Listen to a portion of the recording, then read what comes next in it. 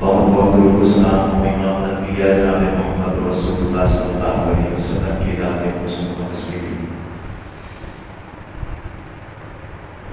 اللہ تعالیٰ کی ذات کا بہت بڑا احسان ہے جس رب العالمین نے مجھے یہاں پہنچنے کی توفیق عطا فرمائی۔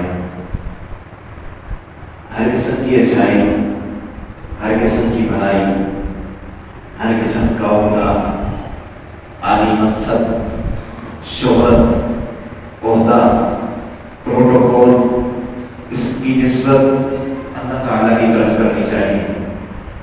اللہ پاک نے قرآن مجید میں اس بات کا شکوہ کیا ہے، انسان سے اللہ پاک مخاطب ہیں اور اللہ پاک فرماتے ہیں وَإِذَا مَسَّ الْإِنسَانَ ضُرٌّ دَعَانَا لِجَنبِهِ أَوْ قَاعِدًا أَوْ قَائِمًا۔ انسان ہے، جب اسے کوئی تکلیف پہنچتی ہے تو یہ بیٹھتے ہوئے، اٹھتے ہوئے، لیٹتے ہوئے، چلتے ہوئے، آتے جاتے ہر حال میں مجھے پکارتا ہے، اور جب یہ پریشانی سے نکلتا ہے تو پھر اس کی حالت یہ ہوتی ہے جیسے کوئی رب نام کی کوئی چیز ہی نہیں ہے، گویا کہ اس کو کبھی تکلیف پہنچی نہیں، کوئی مشکل آئی نہیں، اس کا کبھی کسی مشکل سے سامنا نہیں ہوا، تو پھر یہ ہمیں بھول جاتا ہے۔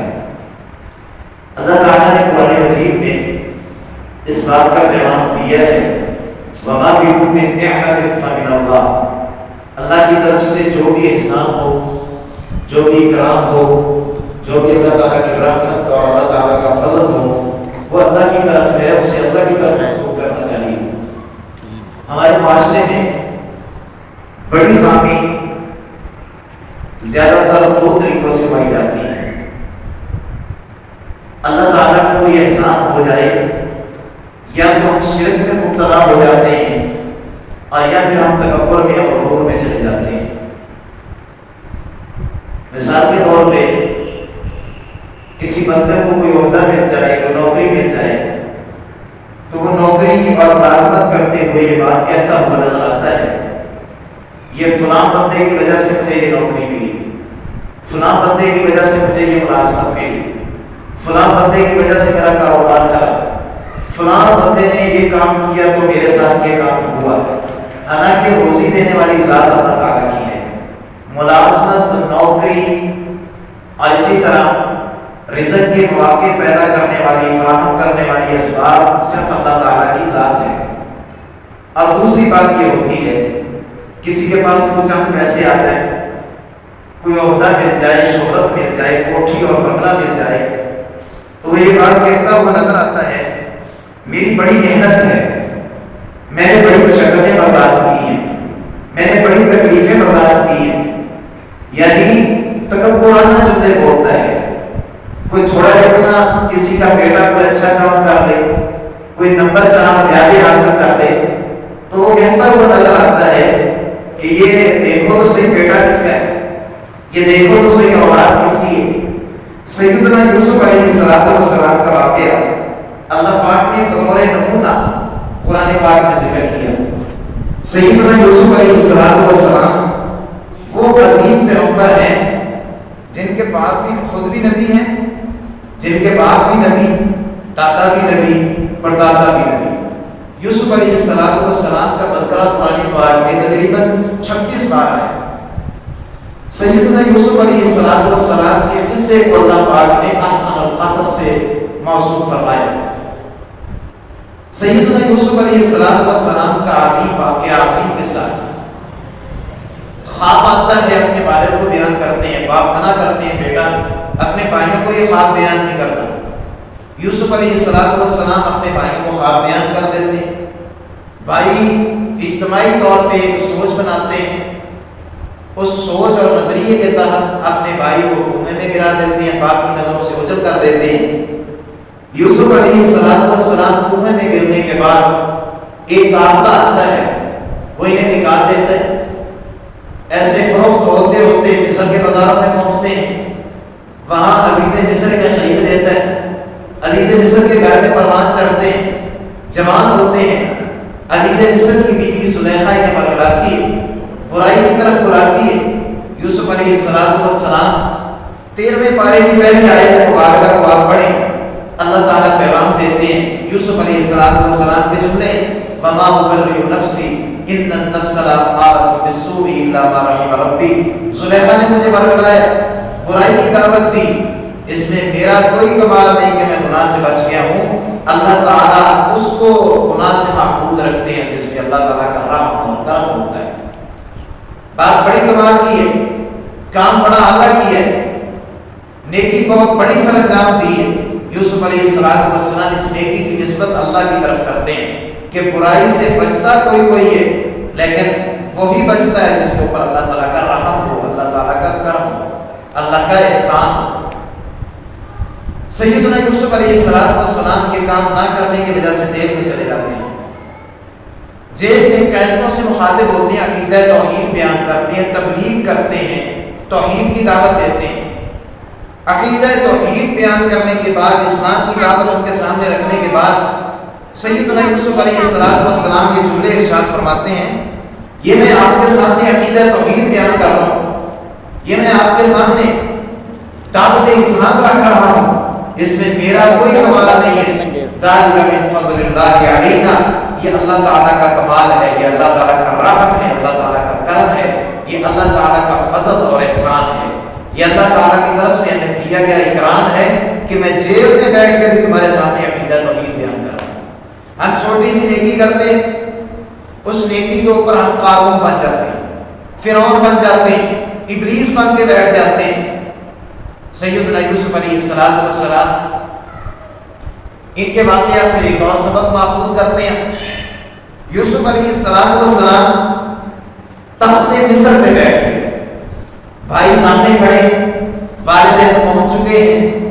سیدنا یوسف علیہ السلام اب دو انداز سے بات کر سکتے تھے کہ میری بڑی محنت ہے، بڑی مشقت ہے، مجھے کنویں میں گرایا گیا، مجھے باپ کی نظروں سے اوجھل کر دیا گیا، در بدر کیا گیا، بھائیوں نے مجھے مارا، بھائیوں نے اپنے اوپر سے میرا بوجھ ختم کر دیا۔ یوسف علیہ السلام دوسری بات یہ کر سکتے تھے، میرے بھائیوں تم نے تو مجھے کنویں میں گرایا تھا، تم نے تو مجھے مار دیا تھا، باپ سے جدا کر دیا تھا، یہ میری محنتیں ہیں، یہ میں نے مشقتیں برداشت کی ہیں، میں نے بڑی محنت کی ہے، آج تخت مصر پہ بیٹھا ہوں، اللہ پاک نے عہدہ عطا کی ہے، اللہ پاک نے حکمرانی عطا فرمائی ہے۔ یہ جملے نہیں ارشاد فرمائے، بھائیوں سے انتقام نہیں لیا، کوئی تکبرانہ جملہ نہیں کہا۔ یوسف علیہ السلام فرمانے لگے قد من اللہ علینا، یقیناً یہ ہمارے اوپر اللہ تعالیٰ کا عظیم احسان ہے کہ اللہ پاک نے ہمارے اوپر فضل کیا ہے، کرم کیا ہے، اللہ پاک نے مجھے یہ عہدے عطا کر دیے۔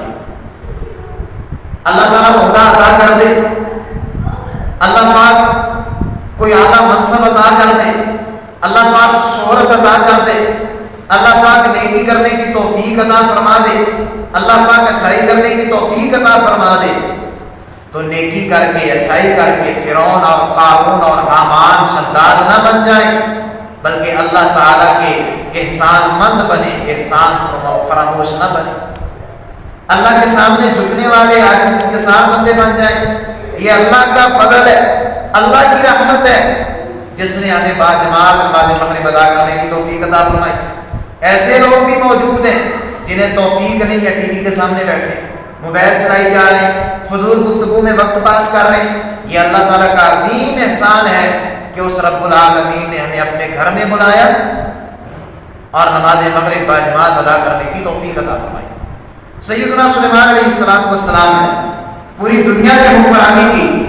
سلیمان علیہ السلام نے مشہور و معروف واقعہ ہدہد پرندے کو غائب پایا اور یہ بات کہی اگر مجھے نہ ملا، یہ مصدقہ خبر نہ لے کے آیا تو میں ہدہد پرندے کی گردن اتار دوں گا، اسے ذبح کر دوں گا۔ پرندہ خبر لے کے آیا، ایک عورت تخت پہ بیٹھی ہے، حکمرانی کر رہی ہے اور لوگ اسے سجدہ کر رہے ہیں۔ حضرت سلیمان علیہ السلام نے اپنے کارکنوں سے یہ بات کی کہ کون اس کا تخت لائے گا میرے پاس؟ ایک جن کھڑا ہوا، میں لاتا ہوں، کتنی دیر میں لے کے آؤں گا؟ سلیمان علیہ السلام آپ اپنے تخت سے اٹھ کے کھڑے ہوں گے، آپ کے بیٹھنے سے پہلے ملکہ بلقیس کا تخت امانت داری کے ساتھ اور دیانت داری کے ساتھ آپ کے سامنے ہوگا۔ اور ایک شخص نے کہا سلیمان علیہ السلام میں آپ کی آنکھ بند کرنے سے کھولنے سے پہلے ملکہ بلقیس کا تخت آپ کے سامنے لے آؤں گا. جب وہ تخت لایا، کارنامہ بہت بڑا ہے، بڑا کارنامہ ہے. سلیمان علیہ السلام نے یہ بات ارشاد نہیں فرمائی کہ یہ تو میرے کارکن کا کارنامہ ہے، میرے کارنامے کتنے بڑے بڑے ہوں گے. سلیمان علیہ السلام فرمانے لگے ھذا من فضل ربی لیبلونی اشکر ام اکفر. یہ اللہ تعالیٰ کے میرے اوپر عظیم احسان ہے. اللہ پاک نے میرے اوپر عظیم فضل کیا ہے کہ یہ اتنا بڑا کام سر انجام دیا گیا، اتنا بڑا کارنامہ، اتنا بڑا کارنامہ. سیدنا سلیمان علیہ السلام فرما رہے ہیں یہ اللہ تعالیٰ کا میرے اوپر فضل ہے، اللہ تعالیٰ کا میرے اوپر احسان ہے. قل لا تمنوا علی اسلامکم بل اللہ یمن علیکم ان ہداکم للایمان ان کنتم صادقین. اللہ تعالیٰ فرماتے ہیں اے ایمان، نماز پڑھ کے احسان نہ جتایا کرو، قرآن پڑھ کے احسان نہ جتایا کرو. یہ نہ کہا کرو کہ ہم مسجد میں آ گئے تو ہم نے بہت بڑا احسان کر دیا، مولوی پہ احسان کر دیا، اللہ تعالیٰ پہ احسان کر دیا، اب جمعہ پڑھ لیا، نماز پڑھ لی، باقی نمازیں پڑھنے کی ضرورت نہیں. ہم نہ آئے تو یہ مسجد بند ہو، ہم نہ آئے تو یہاں نمازی نہ ہو. آپ نے نماز پڑھ لی، اللہ کی عبادت کر لی، اب آپ عاجز انکسار بن جائیں، اللہ کے سامنے جھکنے والے بن جائیں. توفیق تو اللہ تو نے عطا کی ہے، اگر تو توفیق عطا نہ کرتا تو ہم تیرے گھر میں نہ آتے. بل اللہ یمن علیکم، اس میں ہمارا کوئی کمال نہیں کہ ہمارے ہم نے وضو کیا، نماز پڑھی، سفر کر کے آئے، یہاں پہنچے. اس میں احسان اللہ کا ہے کہ جس الہ العالمین نے ہمیں توفیق عطا فرمائی، ہم یہاں چل کے آ گئے، ہم نے باجماعت نماز پڑھ لی. سیدہ مریم سلام اللہ علیہا عظیم عورت ہے. حضرت زکریا علیہ السلام ان کی کفالت کرتے ہیں. ایک دن کیا دیکھتے ہیں، بند کمرے میں عبادت کر رہی زکریا علیہ السلام تشریف لائے، دیکھا سامنے تر و تازہ پھل پڑے ہوئے، پوچھا یا مریم انّا لکی ھذا، مریم سلام اللہ علیہا یہ تازہ پھل کہاں سے آئے؟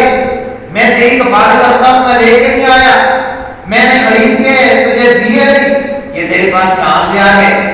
یہاں یہ بات بھی سمجھ آتی ہے کہ بیٹیوں سے اور اپنی زیر کفالت لوگوں سے پوچھ کچھ اس معاملے میں وہ انسان کرتا ہے جو غیرت مند سرپرست ہوتا ہے، جو غیرت مند باپ ہوتا ہے. بیٹا میں نے موبائل نہیں لے کے دیا، بیٹی میں نے موبائل نہیں لے کے دیا، یہ تیرے پاس کہاں سے آیا؟ میں نے موبائل تجھے خرید کے نہیں دیا، یہ تیرے پاس کہاں سے آیا؟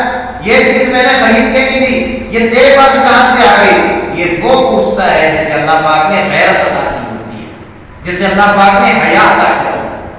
زکریا علیہ السلام پوچھتے ہیں یہ پھل میں لایا نہیں، کہاں سے آئے؟ مریم سلام اللہ علیہا نے یہ بات نہیں کہی میں بڑی اللہ کی ولیہ ہوں، ہر وقت اللہ کی عبادت کر رہی ہوں، میرے بڑے کمالات ہیں. وہ ابھی فیصلہ آباد میں یہ چند دن پہلے ایک عورت نے نبوت کا دعویٰ کیا، کیا مجھے اچھے اچھے خواب آتے ہیں، نبوت کا دعویٰ کر دیا کہ نبوت تو ختم ہو چکی، اب خوابوں کے ذریعے نبوت باقی ہے، اس لیے میں اللہ کی نبیہ ہوں. مریم سلام اللہ علیہا نے یہ بات نہیں کی میں بڑی پہنچی ہوئی سرکار ہوں، میں بڑی اللہ کی ولیہ ہوں، ہر وقت اللہ کی عبادت میں مصروف رہتی ہوں، یہ تر و تازہ پھل یہ تو میرا کمال ہے. بات اللہ کی طرف منسوب کی، قالت هو من عند اللہ، یہ اللہ کی طرف سے آئے، اس میں میرا کوئی کمال نہیں. میں بند کمرے میں بیٹھی ہوئی، میرے سامنے تر و تازہ پھل پڑے ہوئے، اس میں میرا کوئی کمال نہیں، اس میں کمال کائنات کے رب کا ہے کہ جس نے اس بند کمرے میں میرے پاس تر و تازہ پھل پہنچا دیے. یہ اللہ کی طرف سے آئے. بڑی سے بڑی نیکی سر انجام دے، بڑے سے بڑا کارنامہ سر انجام دے تو اس میں تعریف اللہ کی، حمد اللہ کی، ثنا اللہ کی، کبریائی اللہ کی، بڑائی اللہ کی، نسبت اللہ کی طرف، کمال اللہ کی طرف ہونا چاہیے. خود امام الانبیاء جناب محمد رسول اللہ صلی اللہ علیہ وسلم کی سیرت طیبہ کو آپ دیکھیں، سونے لگے دعا پڑھی اللہم بسمک آمنت واحیا، اللہ تیرے نام سے نیند کر رہا ہوں، تیرے نام سے سو رہا ہوں، تیرا نام لے کے آنکھیں بند کر رہا ہوں، الہ العالمین تیرا نام لے کے زندہ ہوں، تیرا نام لے کے اٹھوں گا. جب اٹھے تو کیا بات ارشاد فرمائی, الحمدللہ الذی احیانا بعدما اماتنا وإلیہ النشور. اللہ میں نے آنکھیں کھولی, مجھے دوبارہ سانس میرے بحال ہوئے, مجھے ایک دن اور زندگی کا مل گیا. الہ العالمین یہ آنکھیں کھولنا, یہ دنیا کو دیکھنا, اس میں میرا کوئی کمال نہیں. الہ العالمین اس میں کمال تیرا ہے, اس میں تعریف تیری ہے, اس کی نسبت تیری طرف ہے. نیا لباس پہنا تو کیا کہا, فرمایا الحمدللہ الذی کسانی ھذا الثوب ورزقنی من غیر حول منی ولا قوہ. بندہ فخر کرتا ہے, ناز کرتا ہے, یار میں نے بڑی محنت کی, بڑی کمائی کی, میں دن رات کام تو کرتا ہوں, پھر اچھا لباس بھی تو پہننا چاہیے. لیکن زبان پہ جملے آئے تو کیا ہے, فرمایا الحمدللہ الذی کسانی, یہ اچھا لباس میں نے پہنا, اللہ پاک نے عمدہ لباس مجھے عطا کر دیا, وہ میں نے پہن لیا. عمدہ لباس پہننے میں, لانے میں, بنانے میں اور اسے پہننے میں میرا کوئی کمال نہیں ہے, کمال اللہ کی ذات کا ہے.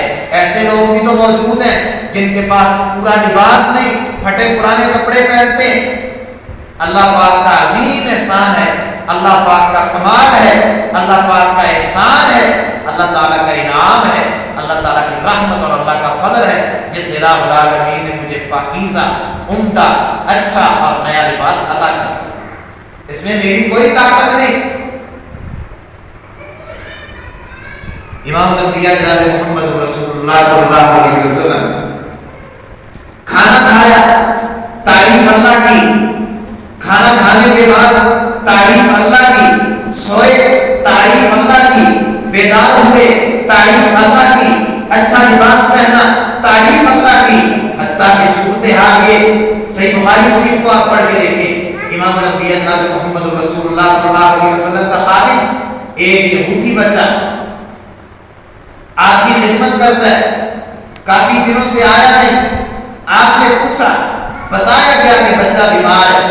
آپ اس کی تیمارداری کے لیے تشریف لے گئے, جا کے بچے کو دعوت دی, بچے نے کلمہ پڑھا, مسلمان ہوا, دنیا سے رخصت ہوا.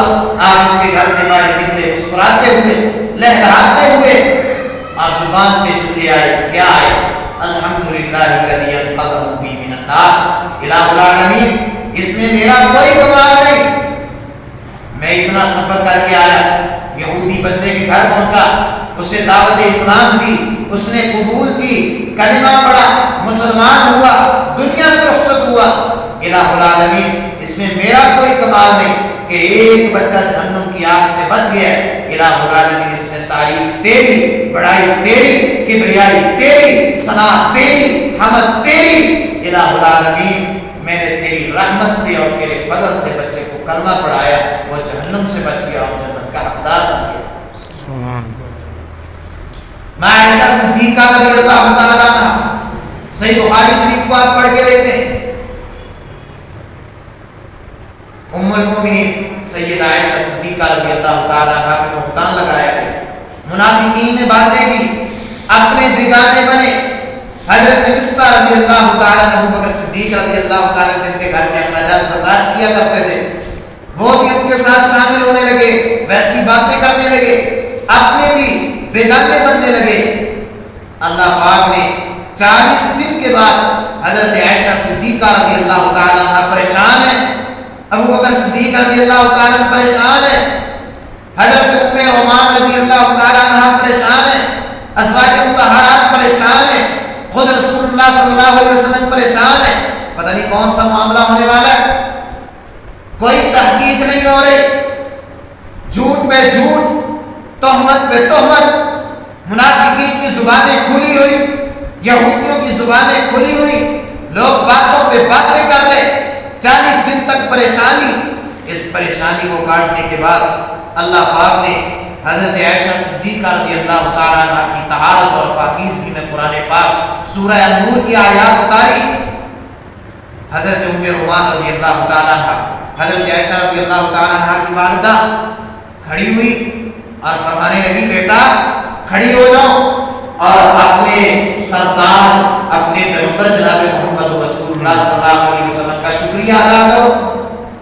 سیدہ عائشہ صدیقہ رضی اللہ تعالیٰ عنہ فرماتی ہے, نا میں تو اپنے خامد، اپنے سرتاج، اپنے محبوب کی تعریف سے پہلے، ان کے شکریہ سے پہلے اللہ کی تعریف کرتی ہوں، اللہ کا شکریہ کرتی ہوں۔ الہ العالمین جس نے میری پاکیزگی بیان فرمائی ہے، جس نے میری طہارت کا ذکر کیا، جس نے منافقین کی زبانوں کو بند کر دیا، میں تو اللہ کی تعریف کرتی ہوں۔ اس کے بعد جناب رسول اللہ صلی اللہ علیہ وسلم کی تعریف کرتی ہوں۔ اتنی خوشی آئی پھر بھی اپنے رب کو بھولی نہیں، اور اللہ تعالیٰ شکوہ فرماتے ہیں ابن آدم تو اس سے مجھے یہ شکوہ ہے، جب تجھے پریشانی آتی ہے وَإِذَا مَسَّ الْإِنسَانَ الضُّرُّ دَعَانَا لِجَنبِهِ قَاعِدًا أَوْ قَائِمًا، میرے بندے پھر تو بیٹھا ہوا بھی مجھے یاد کرتا ہے، لیٹا ہوا بھی مجھے یاد کرتا ہے، کھڑا ہوا بھی مجھے یاد کرتا ہے، چلتا پھرتا ہر حالت میں مجھے یاد کرتا ہے، اور جب پریشانی دور ہو جاتی ہے میرے بندے تو مجھے بھول جاتا ہے، مجھ سے دور ہو جاتا ہے، اور سمجھتا ہے کہ رب نام کی کوئی چیز ہی نہیں ہے۔ اتنی خوشی آئی، پریشانی آئی، ام المؤمنین حضرت عائشہ صدیقہ رضی اللہ تعالی عنہا نے اپنے الہ العالمین کو یاد رکھا۔ آخری بات کرتا ہوں، اپنی بات کو مکمل کرتا ہوں، اس سے پہلے آپ ایک بات سن لیں۔ امام ابن حبان رحمہ اللہ نے ایک واقعہ ذکر کیا۔ خراسان کا ایک آدمی تھا، بہت بڑا خطاط تھا، بڑی اچھی خطاطی کرتا تھا اور بڑی جلدی خطاطی کرتا تھا، اس کے ہاتھوں میں بڑی طاقت تھی۔ اس نے قرآن پاک کو 3 دنوں میں مکمل لکھ دیا، حالانکہ یہ کام موجودہ دور کے کمپیوٹر بھی نہیں کر سکتے۔ اتنا عظیم کارنامہ اس انسان نے اس دور میں سر انجام دیا، اور جب اس نے یہ کارنامہ سر انجام دیا تو کیا کہا؟ وما مسنا من لغوب، وما مسنا من لغوب، میں نے یہ اتنا بڑا کارنامہ سر انجام دیا، مجھے تو کوئی تھکاوٹ بھی نہیں ہوئی۔ اور یہ جملے اللہ پاک نے 7 زمینیں اور 7 آسمان بنانے کے بعد اپنی ذات کے لیے بولے، اور اس بندے نے وہ اللہ تعالیٰ کے جملے اپنے لیے بولے اور تکبرانہ چال چلی۔ امام ابن حبان رحمہ اللہ فرماتے ہیں اللہ تعالیٰ کی طرف سے پکڑ آئی، اسی وقت اس کی وہ 3 انگلیاں لکھنے والی شل ہوئی اور زندگی بھر وہ قلم نہیں اٹھا سکا۔ اتنا بڑا کارنامہ سر انجام دیا تو اللہ کی تعریف کر۔ قارون برباد کیوں ہوا؟ قوم کے نیک لوگوں نے ایک دن اسے نصیحت کی کہ اللہ کے بندے تیرے پاس دولت بڑی ہے، پیسہ بڑا ہے، شہرت بڑی ہے، کچھ اپنی آخرت بھی کما، کچھ اللہ بھی کر، اور اس رب کو بھی یاد کر جس نے تجھے یہ دولت عطا کی ہے۔ قارون کہنے لگا رب کی باتیں کرتے ہو، الہ کی باتیں کرتے ہو، معبود کی اور پروردگار کی باتیں کرتے ہو، انما اوتیتہ علی علم عندی، یہ دولت اللہ کی طرف سے عطا نہیں ہے، یہ دولت اس لیے ہے کہ میرے پاس علم موجود ہے۔ اللہ پاک نے زمین میں دھنسا کر کے رکھ دیا، اتنے کمال کو پہنچا، اتنی دولت تجھے ملی، اتنا اللہ پاک نے تجھے حسب و نسب دیا، اتنی اللہ پاک نے تجھے شہرت دی، وقت کا نامی گرامی انسان بنا، لیکن زبان سے جملے کے ادا ہو رہے جو نسبت تجھے میری طرف کرنی تھی وہ تو اپنی طرف کر رہے ہیں۔ چل زمین میں دھنستا چلا جائے، اسفل سافلین میں گرا دیا، عروج آیا، زبان سے تکبرانہ جملے نکلے، اللہ تعالیٰ نے سوال کی طرف دھکیل دیا۔ آخری بات کرتا ہوں، اپنی بات کو مکمل کرتا ہوں۔ مستدرک کے حاکم میں یہ بات موجود ہے، سیدنا عمر فاروق رضی اللہ تعالیٰ شام کی طرف گئے، وہاں کے گورنر تھے حضرت ابو عبیدہ رضی اللہ تعالیٰ۔ جب واپس آنے لگے تو ایک دریائی راستے سے گزرنے لگے، عمر فاروق رضی اللہ تعالیٰ اونٹنی سے اترے، اپنے موزے اتارے، اپنے کندھوں پہ رکھ لیے اور دریائی علاقے سے گزرنا شروع کیا۔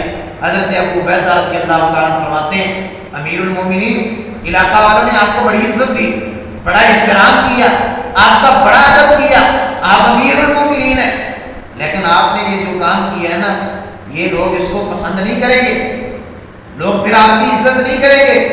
امیر المومنین حضرت عمر فاروق رضی اللہ تعالیٰ کی زبان پہ جملے آئے، فرمانے لگے ابو عبیدہ رضی اللہ تعالیٰ، یہ بات اگر کوئی صحابی کے علاوہ کوئی اور کرتا تو میں اسے ایسی سزا دیتا کہ تاریخ میں رقم ہو جاتی۔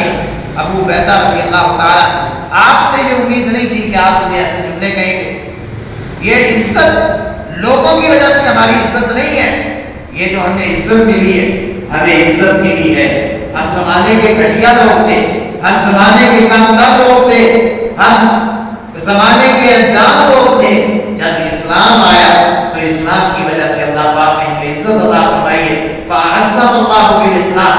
اگر ہم یہ عزت لوگوں کی نظروں میں تلاش کریں گے، لوگوں کے کپڑوں میں تلاش کریں گے، لوگوں کے رہن سہن میں تلاش کریں گے، لوگوں کی معیشت میں تلاش کریں گے، لوگوں کے جوتوں میں یہ عزت تلاش کریں گے، تو پھر کائنات کا رب ہمیں ذلیل و خوار کر کے رکھ دے گا۔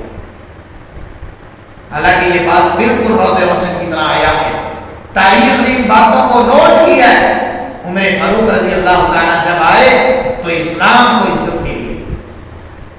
اسلام ایک کوٹڑی سے نکل کے ایک میدان میں آیا، اسلام ایک گھر سے نکل کے بیت اللہ میں آیا، اسلام ایک کوٹڑی سے نکل کے پوری روئے زمین پہ پھیلا ہے۔ عمر فاروق رضی اللہ تعالیٰ جب تشریف لائے ہیں مکہ المکرمہ میں، مسلمانوں نے ایسا نعرہ لگایا، ایسا نعرہ لگایا ہے، مکہ کی پہاڑیاں اور پورا مکہ گونج اٹھا ہے عمر فاروق رضی اللہ تعالیٰ کے اسلام قبول کرنے پہ۔ لیکن عمر فاروق رضی اللہ تعالیٰ نے یہ بات نہیں کی، ہاں یہ وہی اسلام ہے، ہم آئے ہیں تو اسلام کو عزت ملی ہے، یہ جملے نہیں کہے۔ عمر فاروق رضی اللہ تعالیٰ فرماتے ہیں فَأَعَزَّنَا اللَّهُ بِالْإِسْلَامِ فَأَعَزَّنَا اللَّهُ بِالْإِسْلَامِ۔ ہمیں اسلام کی وجہ سے عزت ملی ہے، اسلام آیا، ہم اسلام میں آئے، اسلام نے ہمیں عزت عطا کی۔ بڑا نازک زمانہ تھا، میں خاک چھانتا تھا، اللہ تیرے قرآن سے پہلے مجھے کون جانتا تھا۔ حضرات کے قاری بیت اللہ عمر صاحب حفظہ اللہ تعالی، حضرت قاری صاحب میں قرآن کا قاری، ادنا سا طالب علم دین اسلام کا، کون جانتا ہے مجھے؟ جہاں بھی تعارف ہے اسلام کی وجہ سے، حضرت شیخ صاحب کا تعارف، حضرت شیخ صاحب کا تعارف، حضرت قاری صاحب کا تعارف کس وجہ سے ہے؟ قرآن پاک کی وجہ سے ہے۔ کس وجہ سے ہے؟ اسلام کے ساتھ محبت کرنے کی وجہ سے۔ فَأَعَزَّنَا اللَّهُ بِالْإِسْلَامِ۔ اگر یہ بھی سمجھے کہ میں نے نماز پڑھ لی، میں نے کلمہ پڑھ لیا، اب میری کلمہ پڑھنے کی وجہ سے اسلام کو عزت ملی ہے، نہ، اسلام نے تجھے عزت عطا کی ہے۔ اللہ پاک ہمیں یہ باتیں سمجھنے کی اور ان کو یاد رکھنے کی اور ان کو آگے پہنچانے کی توفیق عطا فرمائے۔ اللہ پاک کی طرف سے کوئی فضل ہو، کوئی نعمت ملے، کوئی اچھا عہدہ ملے، کوئی حسب و نسب ملے، کوئی جاہ و جلال ملے، کوئی کمال کو آپ پہنچ جائیں، کوئی بڑے سے بڑا آپ کارنامہ سر انجام دے دیں، بڑی سے بڑی نیکی کر گزرے، تو اس میں تکبرانہ جملے نہیں بولنے، اللہ کے سامنے جھکنے والے، انکساری کرنے والے، عاجز بندے بن کے زندگی گزارنی ہے، اور نیکی کی نسبت، نعمت کی نسبت اللہ تعالیٰ کی طرف کر دینی ہے۔ اللہ پاک ہمیں ان باتوں کو عمل کرنے کی توفیق عطا فرمائے۔ وما توفیقی الا باللہ۔